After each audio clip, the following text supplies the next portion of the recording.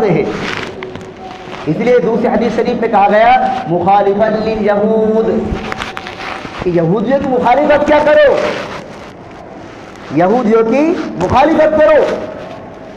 کہ جو وہ سحری نہیں کھاتے تو تم سحری کھاؤ۔ سحری میں اللہ رب العزت نے برکتیں رکھی ہیں، سحری کھانے والوں پر اللہ رب العزت کے انعامات ہیں اور برکتیں اور رحمتیں اللہ کی طرف سے نازل ہوتی رہتی ہیں، فرشتوں کی برکتیں نازل ہوتی رہتی ہیں، اللہ کی رحمتیں اور برکتیں نازل ہوتی رہتی ہیں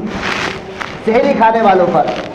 اس لیے ایک حدیث شریف میں کہا گیا کہ جو انسان روزے دار کو افطار کرائے، جو انسان روزے دار کو افطار کرائے اللہ رب العزت اس کو ایسا اجر عطا فرمائیں گے کہ وہ دیکھ کر دنگ رہ جائے گا، اور اللہ رب العزت اس کو اس افطار کرانے کی برکت سے اللہ تبارک و تعالیٰ ڈائریکٹ اس کو جنت میں داخل عطا فرما دیں گے۔ یہ نہیں کہ صرف بہترین قسم کی دسترخوان سجی ہو اور اعلیٰ قسم کے دسترخوان ہو یا اس دسترخوان پر بہترین قسم کی نعمتیں سجی ہوئی ہو اور بہترین قسم کے فرمایا بہترین قسم کے اللہ کے جو عطا کردہ جو سامان ہیں یا جو نعمتیں ہیں ان نعمتوں سے سجی ہوئی ہو تو ان سے بھی افطار کرایا جائے صاحب، یا ان سے افطار ہوگا یا ان کے ذریعے سے ثواب ملے گا؟ نہیں۔ ایک حدیث شریف میں اللہ کے نبی صلی اللہ علیہ وسلم نے یہ ارشاد فرمایا کہ اگر کوئی انسان صرف پانی بھی پلا دے اگر روزے دار کو تو یہ بھی افطار میں داخل ہے، اور اللہ رب العزت اس پر بھی اس کو فرمائے کہ ثواب عطا فرمائیں گے اور اجر عطا فرمائیں گے۔ ایک لسی کے بارے میں آتا ہے کہ انسان چند قدم اگر بڑھے اور اپنے آپ کو اللہ کے لیے اور اللہ کی رضا کی خاطر اگر آگے بڑھائے تو اللہ رب العزت کی طرف سے بے شمار انعام، اللہ کی طرف سے بے شمار اس کے اوپر رحمتیں، اللہ کی طرف سے بے شمار اللہ رب العزت کی طرف سے اس کے اوپر مغفرتیں برستی رہتی ہیں کہ جن کے بارے میں کہا گیا ایک حدیث شریف میں آتا ہے کہ انسان اگر روزہ رکھتا ہے اور ثواب کی امید پر روزہ رکھتا ہے، اللہ کی ذات پر یقین رکھتے ہوئے روزہ رکھتا ہے، من صام رمضان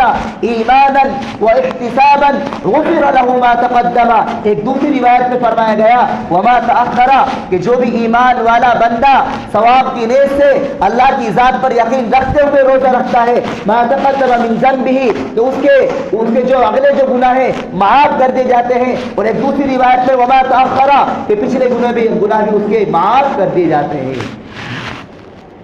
اس لیے میں نے حدیث شریف پڑھی نا اس سے پہلے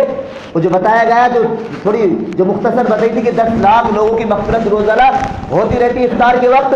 پھر اسی حدیث شریف میں کہا گیا کہ آخری جب روزہ ہوتا ہے یا آخری جو افطار ہوتا ہے اس آخری دن میں اللہ تبارک و تعالیٰ جتنے افراد کو بخشتے ہوئے آئے ہیں اور جن کے اوپر فرمایا کہ بخشش اپنی فرمایا کہ نشاور کرتے ہوئے آئے، اللہ رب العزت نے جتنے لوگوں کو اپنی دوزخ سے بری کیا، اللہ تبارک و تعالیٰ آخری افطار کے وقت آخری وقت میں اللہ تبارک و تعالیٰ اتنے ہی لوگوں کو جتنے لوگوں کی مغفرت ہوئی ہے اور جتنے لوگ جہنم سے بری ہوئے ہیں اتنے ہی لوگوں کی اور مغفرت فرما دیتے ہیں۔ اللہ ہمارا بھی ان میں شمار عطا فرمائے، کیونکہ میرے عزیزوں، نوجوانوں، بزرگوں، آپ خود بتائیے، آپ سے سوال ہے میرا کہ اگر ایسے اوقات میں اور ایسے مہینے میں اگر ہماری مغفرت نہ ہو تو بتاؤ اور کون سا مہینہ ہوگا اور کون سا وقت ہوگا کہ جس میں ہماری مغفرت ہو، اور کون سی گھڑی ہوگی کہ جس میں ہماری مغفرت ہو؟ اللہ رب العزت نے جو مہینہ ہم کو عطا کیا ہے اس مہینے کی ہم کو قدر کرنی چاہیے، اس مہینے کی عظمت ہم کو دل میں رکھنا چاہیے۔ اس مہینے میں جو اذکار ہیں، جو ذکر و اذکار ہیں، مثلا دعا کا اہتمام کرنا،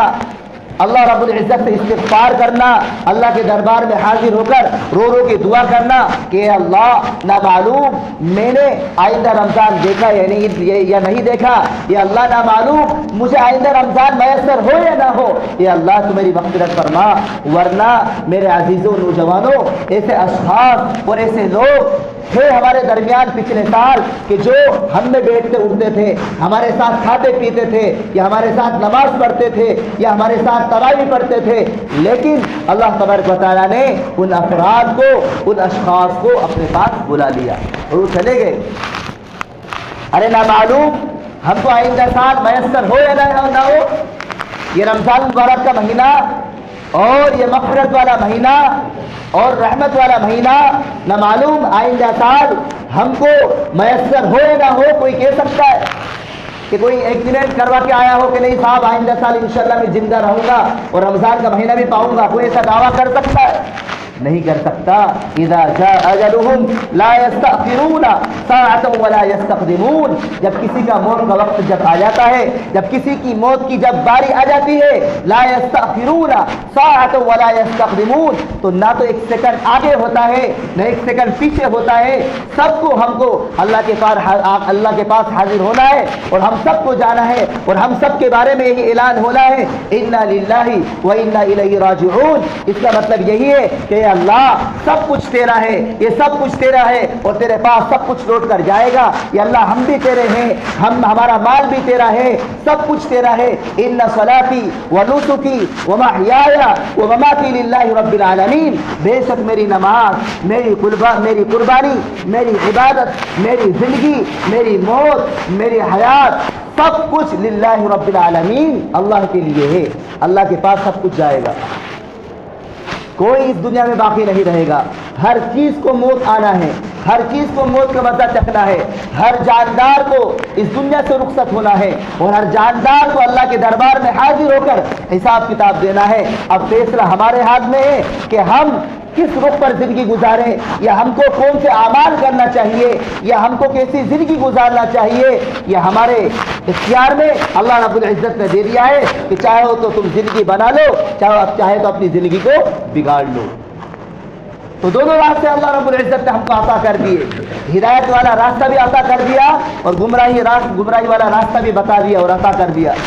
اب دونوں راستے ہیں. اب انسان کو اختیار ہے، یا تو یہ انسان اپنی زندگی کو، جوانی کو اچھا بنا کر اور اپنے اخلاق کو اچھے سنوار کر، اپنی دینداری کو بڑھا کر اللہ کے دربار میں حاضر ہو کر اور جنت کا ٹکٹ کٹوا لے. یہ اس کے اختیار میں ہے. اور چاہے تو اپنی زندگی کو، جوانی کو برباد کر دے اور پھر جب آئندہ جو زندگی آنے والی ہے، جو لامحدود زندگی ہے، وہ زندگی بڑی تلخ اور بڑی سخت ہوگی. اس زندگی کو برباد کرنے میں اگر ہمارا ہاتھ رہا اور اگر ہم نے اس زندگی کے بارے میں فکر نہیں کی تو کل قیامت کے دن ہم کو پچھتانا پڑے گا. آج اگر ہم نے اس ماہ مبارک کو یوں ہی چھوڑ دیا، یا اس مبارک مہینے کو یوں ہی ہم نے الوداع کہہ دیا کہ پہلا عشرہ تو جانے والا ہے، دوسرا عشرہ رخصت، دوسرا عشرہ آنے والا ہے، کہ اگر ہم نے ان عشروں کی اگر فرمایا کہ قدر نہیں کی، یا اس رمضان کی اگر ہم نے قدر نہیں کی تو میرا عزیزو یہ ہمارے لیے بڑے خسارے کی بات ہے کہ اس ماہ مبارک میں، اس متبرک مہینے میں اگر ہم نمازوں کا بھی اہتمام نہ کریں، یا تراویح کا اہتمام نہ کریں، یا روزوں کا اہتمام نہ کریں، یا ذکر و اذکار کا اہتمام نہ کریں، یا اللہ کی عبادت نہ کریں، یا قرآن کو پڑھنے کا اہتمام نہ کریں، یا قرآن کو سیکھنے کا اہتمام نہ کریں، یا دین کو سیکھنے کا اگر اہتمام نہ کریں تو میرے عزیزو یہ ہمارے لیے بڑی بدقسمتی اور بڑی محرومی کی بات ہے. اس لیے ہم کو سوچنا ہے، سمجھنا ہے اور ہم کو یہ تہیہ اور یہ عزم کرنا ہے کہ اللہ یہ چند دن جو گزر چکے ہیں، یہ اللہ اب جو آئندہ جو روزے آ رہے ہیں، یا آئندہ جو تراویح آ رہی ہے، یا آئندہ جو نماز آ رہی ہے، یا اللہ ان نمازوں کا میں پابند بنوں گا، ان نمازوں کا اہتمام کروں گا، یا اللہ میں روزوں کا اہتمام کروں گا، یا اللہ میں تراویح پڑھنے کا اہتمام کروں گا، یا اللہ میں مسجد و آباد کرنے کا اہتمام کروں گا. یہ تہیہ، یہ عزم ہوگا تو اللہ رب العزت کی ذات سے بعید نہیں ہے بلکہ قریب ہی ہے کہ اللہ رب العزت ہماری بھی مغفرت فرما دیں گے. اللہ عمل کی توفیق عطا فرمائے. وآخر دعوانا الحمدللہ رب العالمین.